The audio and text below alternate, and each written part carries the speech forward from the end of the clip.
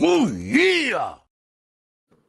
And welcome to another episode of Spear from the Past. We're going to be talking about NXT Takeover Revival from 2015 today, and as what seems to be the tradition lately when it's an NXT thing, is Jacob Cameron here joining me. Jacob, how's it going? It's going very well, Malcolm. Thank you for having me on. Last time I was on here, we talked about Uncensored 95, which was just a terrible show by all stretch of the imagination. Today we're going to be talking about a far better show, like by all accounts, and a show that means a lot to me because this was like just about when NXT was really starting to pick up steam. They had not even done Takeover Brooklyn yet. That was a couple months away. Yeah. So this was like this is a very sentimental time for me. So I appreciate being on to talk about it. Yeah. But I think we're going to kick things off. And I mean, just off the bat, throughout this have you read band like I think this is probably the first experiment with maybe doing like backstage segments and that, but they were just like random backstage shots of like Willie Regal talking to Kevin Owens, Sami Zayn at one point, and then the Divas all getting ready for the matches, which was interesting, but like there wasn't anything substantial in them. But the first match that we actually had here, we had Hideo Itami defeating Tyler Breeze. And this is look, I really enjoyed this match. Like, I completely forgot about Hideo Itami. Like, I'm pretty sure I remember playing as him in 2K15 when it was out. It was like, but then it's like as soon as he was out of WWE, like, but this is just one of those ones like I completely forgot how much fun Tyler Breeze's entrances were back in the days. Like, it's just the whole like it's Taylor in the selfie cam and all that. Just a lot of fun. The match itself was I really enjoyed the match. I thought it was pretty fun. But Jacob, what are your thoughts about Hideo Itami versus Tyler Breeze? This was a fun match. This entrance for Tyler Breeze was particularly important because I'm sure it was. It kind of looked like Liv Morgan, though I can neither confirm nor deny it. But it must have been some performance center trainee like jumped on Tyler as he was walking down to the ramp, which I thought was just great. Yeah. And then at Brooklyn, like later on, like in a couple months, Tyler Breeze had the Tyler Breeze New York collection, and he had a bunch of guys like in like a taxi cab and an Empire State Building, and that's something that I distinctly remember. But I'll be the first to admit that Tyler Breeze was someone that didn't really click with me when I was in the moment watching, but rewatching this, I'm like, this gimmick is so cool. And it's just a shame that Tyler Breeze is no longer with this company because it's like if he were like say NXT, like what I'm going to call NXT color, like NXT 2.0, he would have shone like a diamond, I think, because Tyler Breeze is just so rock solid. Like Hideo Itami is very good at what he does. Let's not get that twisted, but Tyler Breeze is so rock solid that it just worked, and it's a shame that for both of them it didn't really work out. And Hideo Itami has now gone back to Kenta, and he's in New Japan, which, I mean, he's still doing good work there. But Hideo Itami is just a really sad story, I think. And some of it is like not even really Kenta's fault. He got injured, and then he got on 205 Live, which, I mean, no one deserves to be on 205 Live. Let's not get that twisted. Yeah. But it's just a shame because this is a show of like two halves where it's like one half is like they're in main events nowadays, like Kevin Owens's, Sami Zayn's, Finn Balor's. And then there's like Tyler Breeze and Bull Dempsey and guys like that. They're like, they were here? And then you have to jog your memory and be like, oh yeah, they were here. And now they're no longer around. Yeah, I believe Tyler Breeze is currently working as like a coach at the Performance Center these days. Now, like, yeah, I mean, it's a shame that we like don't get to see Tyler Breeze on the screen again. But I hope if the thing I'm dreading the most about and New Day do split up, I believe it's looking like it's a 10-year anniversary next week. But I hope that they if Tyler can wrestle, they bring Tyler back and have Tyler and Xavier Woods as a tag team. That would be fantastic because it's going to be a shame because it's all signs are pointing to the New Day splitting up, which just seems crazy to think about. They've been around for a decade at this point, but I mean, if they're going to do it, I'm with you. I hope Tyler and Xavier team up because I think that would be a rock solid pairing. Yeah, but the next up we had Baron Corbin versus Bull Dempsey, who I completely forgot even existed. So did I. Like as soon as I saw him walk out, I'm like, who is this guy? And then I'm like, oh, it's Bull Dempsey. And this match is just, it's so weird that it's on this card. It was like these next two matches, I had to like literally be like, who are at least a couple of these people here? Like I legit forgot about a couple of them. Oh yeah, and this is and I'm pretty sure like I think not. I remember reading up. I think Bull Dempsey's kind of was fired from the company shortly after this, or something like that. He was either fired or released. With I think I think he may have been released. Yeah. So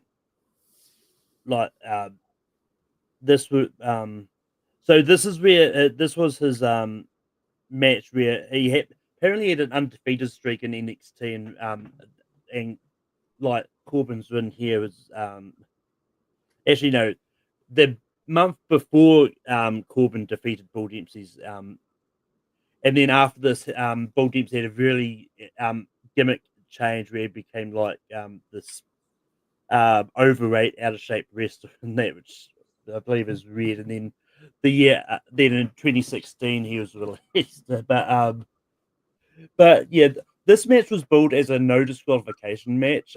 For a no disqualification match, this was a very tame. Like I think they had each other with a chair once. And they didn't even use the chair. Like I'm not asking for a no DQ match to be Swerve Strickland and Hangman Page from that we got earlier this year with like needles in the mouth. I'm not asking for every no DQ match to be that. Yeah. But you know, if you're gonna be a no disqualification match, be a no disqualification match. Yeah, but this match happened like, and this is one of those I do like Baron Corbin. Like WWE just couldn't really find anything to do with him. Like he was moved brands like so like much as like no one could really find anything to do with him that was like worth anything. So I hope he does like he's one of those ones that I think he'll definitely thrive on the independent scene. Whether or not he joins another big company, I don't know. But Jacob, what are your thoughts about Baron Corbin versus Bull Dempsey? It was competent. It was fine. Like I'm with you. I like Baron Corbin. I feel like creative just shortchanged him. Like I think from when he won the Andre the Giant Memorial Battle Royal at WrestleMania 32 up to like 2018, the creative wasn't great, but I mean he was a US champion. He won Money in the Bank and lost Money in the Bank. I mean that was a pretty big blunder there. But he was at least being used like in a consistent way of like, okay, this is the lone wolf. Like it's a nice continuation. When he became Constable Corbin, that was just death. Like there was just, and I'm not blaming Corbin for this. I mean, I'm sure he made the best of it work, but it was just wild. Like I don't want to do a whole like deep dive into the storyline, but then he was like the Raw GM, and then Raw's ratings got really bad, and then Vince and Stephanie and Triple H were like, yeah, boo him. He's the problem. Like openly on air. That was just bizarre. And then to top it all off, Baron Corbin beat Kurt Angle in Kurt Angle's final match, which is just something I don't agree with and I've never agreed with. And it's not Baron Corbin's fault. I'm sure he's a very nice guy. But yeah, just talk about like creative just had nothing for him, and then when they had him something for him, it was just the ultimate of like thankless jobs, like happy Corbin, sad Corbin, His team with Madcap Moss was just awful. Like Yeah. Baron Corbin genuinely seemed like a hell of a hand, as the saying goes, but he just was failed time after time after time. But I heard he recently won a Brazilian Jiu-Jitsu tournament in Tampa, so good for him. And wherever he ends up, I hope like he's got a lot of upside still. So also seeing Baron Corbin with hair in this match was just crazy to me because he's been bald for so long. Yeah. But next up we had the tag team match of Blake and Mr. Rhea Ripley, I mean Buddy Murphy, versus the Lucha Dragons, which is was Kalisto and Sin Cara and for the NXT Tag Team Championship. I really enjoyed this match. Like Blake and Murphy, like they were really good tag team. Like they paired together easily. I don't know what Wesley Blake's up to these days. I know Buddy Murphy's in TNA, but I think he had a match at Full Gear or something. It's one of those ones. I really like when it comes to lucha wrestling. Like I don't think I've been bored by a match which had lucha wrestlers in it at all. Like Kalisto and Sin Cara was another like tag team which worked and it was just really good and it's just and I don't know and I think Buddy Murphy I think he was exiled to 205 Live at one point. And he was one of the ones that made the 205 Live exhalation, for lack of a better word, like work in his favor. I mean, he and Mustafa Ali were just allergic to having bad matches with each other. And then he and Cedric Alexander and Tony Nese. So he made the best of a crap situation. And then, I mean, he's in AEW now. He's part of the House of Black, which, I mean, good for him. Like, dude has got muscles in places I didn't even know had places. So, like, so like, God bless him. Wesley Blake is someone I had completely forgotten. Like, I just completely forgotten about. Honestly, tag team wrestling in NXT was just what I'm going to call like BFTR and then AFTR. Before FTR and then after FTR. And I know they were the revival, but I mean, they're FTR now, and that's the name that just came to my head. Because before FTR showed up, it was like Kalisto and El Local and the Ascension and the Vaudevillains. Remember them. But after FTR, it was DIY. It was the Undisputed Era. Bobby Fish and Kyle O'Reilly. Pete Dunne and Matt Riddle. You just see like a complete shift in terms of the quality of the matches. And I'm not saying that this match was bad. Far from it. It was fine. Some good moments here. But it was like as soon as Scott Dawson and Dash Wilder showed up, everything changed. And it's like tag team wrestling in NXT just got significantly cooler. Like especially their matches with DIY at Brooklyn 2 and then Toronto in the 2 out of 3 Falls match, which is just an epic in every sense of the word. And American Alpha, I almost forgot about them. The point I'm trying to get at is that Wesley Blake and Buddy Murphy just seems like a complete thrown together team.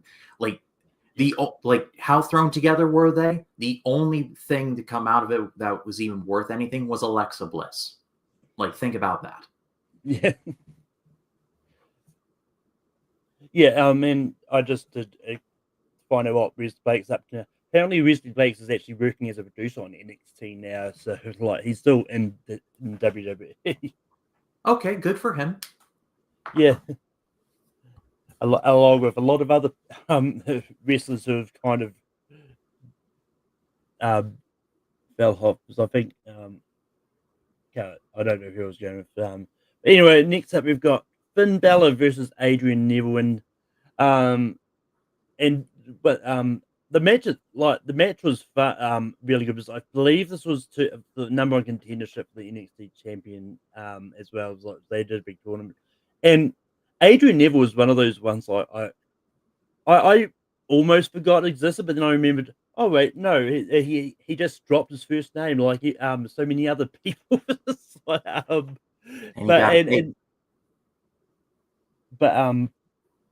Finn Balor like his like I always enjoy his demon gimmick that he would bring out for these pay per views, um, and it's just a lot of fun, and so it's just a great match. Like, I don't really have too much notes on it, but Jacob, what are your thoughts about Finn Balor versus Adrian Neville? I don't know how hot of a take is, but here it goes. This is my favorite match of the night. Like, I loved this match. I love the physicality. Like, Adrian Neville was just so awesome in NXT. Like, again,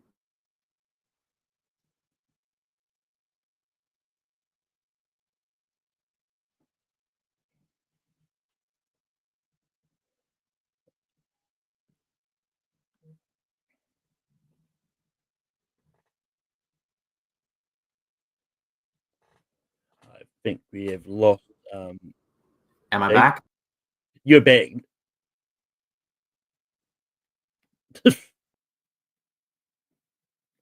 and yeah, we have lost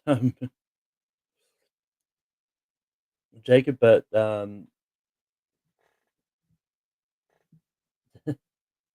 so yeah, so I mean,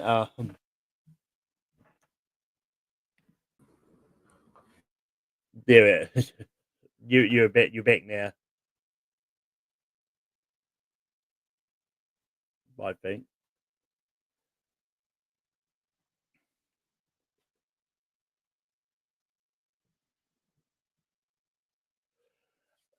Um, but while we're waiting for Jacob to kind of sort this out, this is really awkward.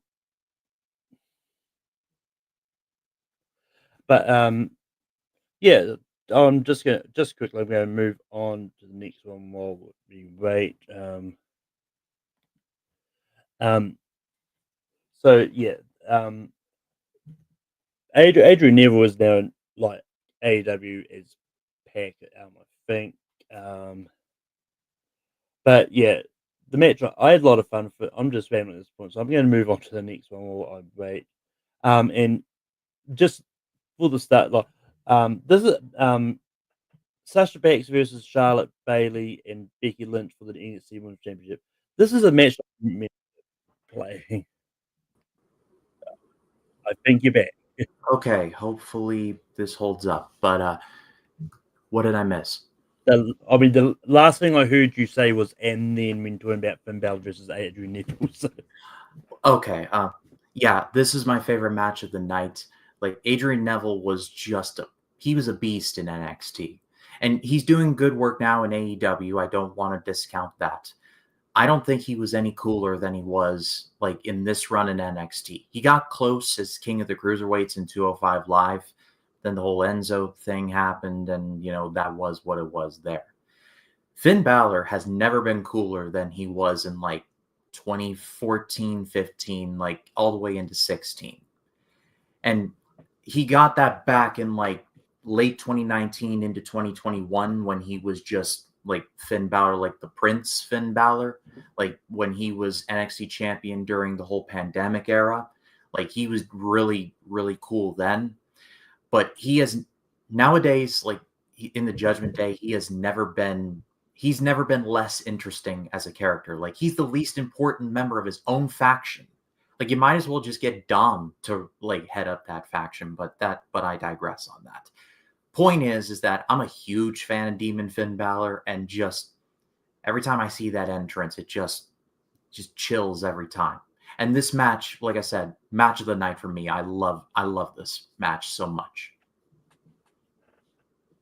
Yeah, then moving on, we had Sasha Banks versus Charlotte versus Bailey versus Becky Lynch for the NXT Women's Championship. And just off the bat, this is one of those in the 2K video games where they did the 2K showcase on the women's evolution. This is one of the matches you could play as on that mode. So I play it like so. This was one of the few matches I was really familiar with, just because I remember playing it because um, this is one that also drove me crazy a lot of times because I kept on thinking I was doing the right move when I had to do it a certain way. So it's just like, and I ended up losing a lot. But the match itself was really good, and this is one of those ones that I was really excited for.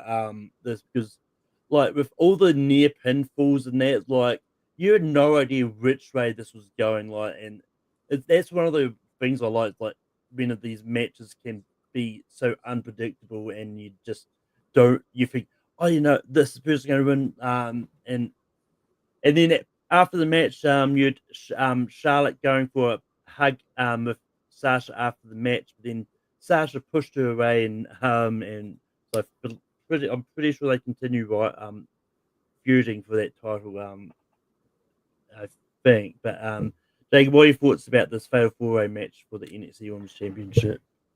Yeah, I loved this one. And really, it's crazy to think that, and I think Charlotte is coming back. So I'll just say 2 of these 4 women are no longer in the company. Becky Lynch, I think, may be coming back, but I think it's like a weird situation. So, I mean, Sasha Banks is gone. She's in AEW now. But like Becky Lynch and Charlotte Flair are in like the Phantom Zone right now. And it's just insane to think about. Like in 2015, like this was the future, and they kind of called it because like Charlotte Flair, I mean, she's won a lot of women's championships. I think in certain circles she gets a lot of hate. I've always liked her personally. I think she's Yeah, great. Sasha's awesome, Bayley's awesome, and Becky Lynch is awesome. So you can't lose with this quartet right here. And it's insane to think that this is the only time that these 4 would ever wrestle each other in an official match with each other. Because it's crazy to think about. But the one time they did it, it was really great. yeah. And like out of like, I'm pretty sure like Becky will probably eventually come back to WWE. Because I think at the moment she's busy with a book tour and being a mother. And so I did watch an interview with her saying that she's got other projects in the works as well, so that she's working on. But because I know there's all these rumors about Becky Lynch going to AEW. I honestly don't think she would. I think she was happy in WWE, and I think she's just glad for a break because, like, she was used a lot over the past year, like, and up to WrestleMania. So I think she's glad for a break. And Sasha Banks just seems to be happy enough in AEW these days, like, uh, and hanging out, having double chocolate cookies as well. So I follow her on TikTok. But the match itself, I think it was good. It was a lot of fun, and yeah. And then we move on to the main event, which was Kevin Owens versus Sami Zayn for the NXT Championship. And Kevin Owens gets to win, but the match itself was great. Like, Kevin Owens was and this once again, this was another one that, like, that I don't know when they stopped it, but like that they kind of started from behind the curtains, like they have been doing with some of the entrants of late in Raw and SmackDown. So I mean, and it was just really good, just doing the tracking thing from behind the curtain. I've always actually enjoyed whenever they do it on Raw and SmackDown as well. But yeah, and Kevin Owens getting the win here, I think, was great. And like Kevin Owens has been getting some really good storylines of late, especially with this current one with Cody Rhodes and Randy Orton, and um, so yeah. But Jake, what did you think about Kevin Owens versus Sami Zayn? Just under the number 1 contenders match for me in terms of match of the night. I loved this thing. Sami Zayn and Kevin Owens is just a match that is just going to work no matter what it is. Like no matter, like I could see it 1,000 times and not get bored. It's just those two just have a chemistry that you just can't beat and you just can't match. I think this might be bold, but here goes. I think Kevin Owens might be one of my favorite wrestlers of all time at this point. He is so consistently good. Like when I saw him debut, because I saw his debut against CJ Parker, then Juice Robinson now.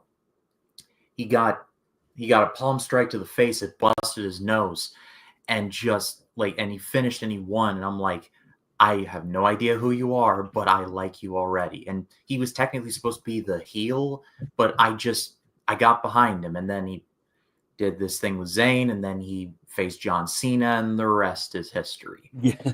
But he has been so consistent for so many years. He's still relevant now. Like, he's going to face, like you mentioned, Cody Rhodes at the revamped Saturday Night's Main Event coming up in a couple of weeks. Yeah. So he's still in contention, still in the fight. And it makes me so happy to see that, because I mean, there were some times where it was like, okay, like they're just going to like kill his character just for the sake of like, he's really good and he's just going to put over lesser people. But now it's like, he didn't have a bad match with Roman Reigns at all. Like, even though he lost, he didn't have a bad match with him, like, at any point.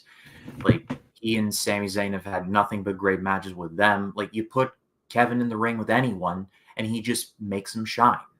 And I love the finish to this match. Like, it's basically a ref stoppage, but I mean, Sami Zayn just won the title. He's going to lose the title. So, like, but he didn't get pinned. So he basically, I guess this is the finish where it's the DQ'd for kicking too much ass finish, as Ollie Davis would say. But like, it works in this context because Kevin Owens just power bombed Sami Zayn pretty much to death. I mean, Yeah. Like, Sami Zayn lost, but he lost because he just straight up couldn't continue anymore. He wasn't pinned. He wasn't outright beaten. He wanted to continue. There was a moment in the match where he basically just rolled a shoulder over when he was being counted down for the pin. But that was just like I gotta keep going. But his mind could go, but his body just couldn't. So it's a great finish. I loved it. Yeah. And this is one of those ones where the storytelling was there too.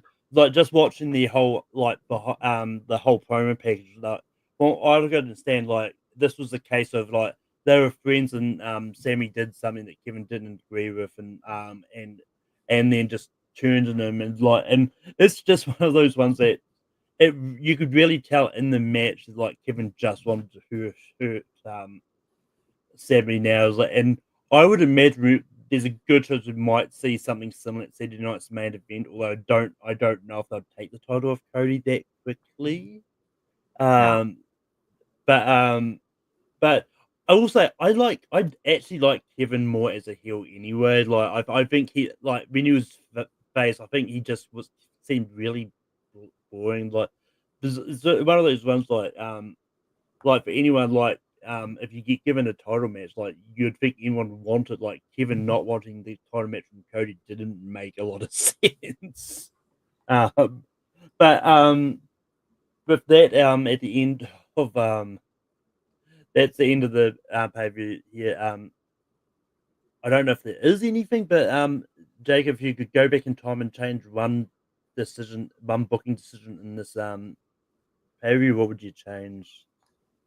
I don't know. Can I say nothing? Because I don't want to say it's a perfect show by any means, but there's not a bad match on here. And even my least favorite match, which is Corbin versus Dempsey, like, it was competent. Like, the right guy won. It was passable. Like, if the most damning thing I can say about a wrestling show is a couple of matches were passable at best, like, that's a good thing. Like, that's a sign that you're doing a lot of really good things in your territory. And like, NXT from like 2014 up through 2019, 2020, they were doing a lot of very good things. And I'll just leave it at that. Yeah, I mean, for me, it would just be have more weapons than that in the no get DQ match. And like, don't be afraid to sort of go there. But with that being said, Jacob, what would you rate this pay-per-view out of 5 stars? I would go 4.5. This is a very strong takeover, but believe it or not, just in 2015, there would be takeovers that are even stronger than this one. Like Takeover Brooklyn in just a couple months in the timeline here. that's one of the best shows they've ever done. Sasha Banks and Bayley say hello. That's one of the best women's matches I've ever seen. And then Takeover London has one of my favorite wrestling crowds ever for any like context or any type of wrestling show. The crowd was alive for everything. I'm a defender of Takeover respect, and not a ton of people like that show, but it had Asuka's debut. It had the finals of the Dusty Tag Team Classic. Like, I love that show to pieces. So Takeover Rival was a strong show, but it somehow gets even stronger as 2015 goes on. So 4.5 out of 5.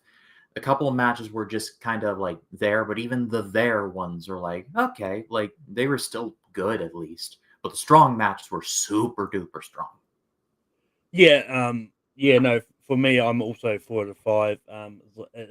It's just one of those ones like, I like it was all good, like pretty much everything you said, and yeah, it was just a few matches. There's like, yeah, they're there. It was a good wrestling match, but it could have been better. But yeah, so 4 out of 5 is my rating here. I'm going to spin the wheel for the next pay per view I'm going to be covering. And once it stops. Ooh, it's my first ECW pay per view. It's ECW Hardcore Heaven from '96. Oh, I can't remember much from that because I've watched a good amount of ECW, so it's like trying to like think of Hardcore Heaven '96. Hang on, Yeah, let me look it up. that was the already there. Uh, oh, yes, I've got Shane Douglas versus Michael Ripwreck, full-blooded Italians versus the Dudleys, and um, Taz got Eliminators versus the Gangsters. Chris Got Chris, Jericho versus Pitbull #2. That's an odd pairing. yep, and then Sabu and Rob Van Dam. So it's it definitely looks like it's going to be interesting. And yeah, like as I said, like I haven't really this is the first ECW paper that's kind of spun, so I'm excited to actually do something that's not WCW WWE would change. um, but yeah, and it's um I don't I don't, and it's going to be one of those cases where at least up until the end of December I'm going to keep going, but once it hits the new year, I'll probably still keep going. I just don't know what pay-per-views I have access to because WWE Network is shutting down on January the 1st because once Yeah. everything switches over to Netflix, and so I don't know what is going over to Netflix, what will be there, what will I have access to there. It's going to be a case of figuring out and seeing if we can easily find these pay-per-views. Yeah, there's one of those ones like I'll probably be able to buy some of them on DVD. They'll probably find someone on auction sites too. So it's going to be interesting. But at least until the end of the year, I'm going to make the most use of WWE I can while it still exists. But Jake, where can people find you online? They can find me on YouTube at RyanCam20. I talk about movies on there. I have the 1999 project ongoing. It's just about Thanksgiving here in the States. And so this coming Friday, I'm going to be reviewing quite a few movies because, like, as usual over here in the States, a lot of movies get released and a lot of heavy hitters get released on or around Thanksgiving. And then coming up in December, I'm going to be reviewing some Lion King movies in honor of Mufasa, and then I'm going to be reviewing some of the Wolfman series in honor of Wolfman from Lee Winnell coming to theaters in early January. And then also at the start of 2025, I'm already in the planning stages for it, but I'm going to be revamping my old wrestling channel, and I'm going to be reviewing some wrestling, but it's going to be a little Ring of Honor flavor because Ring of Honor is something that I have never really dipped my toes into, like past Ring of Honor, like from 2014 up to the 2020s. I know a fair amount of, but specifically Ring of Honor 2005, I've always wanted to do a deep dive on, and I'm already watching several of the shows for it, and I'm really enjoying myself. So starting in January, I'm going to be covering the Ring of Honor shows from 2005, but that'll be a little information will come out about that as the new year dawns. But Malcolm, I always love coming on Spear from the Past. It's really it really is a great time whenever I'm on here, and I really do appreciate it. Yep, and yeah, you can find me on Takeover Productions hosting Rankum every week. Next week we're going to be doing top 12 Ben Stiller movies. You can also find I'll be back in maybe next week. I've got a I'm quite busy leading up to Christmas, so whether or not it happens next week or the week after, I don't know, but I'll definitely try my best. We'll be talking about ECW Hardcore Heaven. It'll probably be either Austin or John Maher. They'll be on that episode because those are two people I know who are big ECW people. And you can find me sort of popping up here and there, other places where I'm needed. But until next time, we shall see you. When was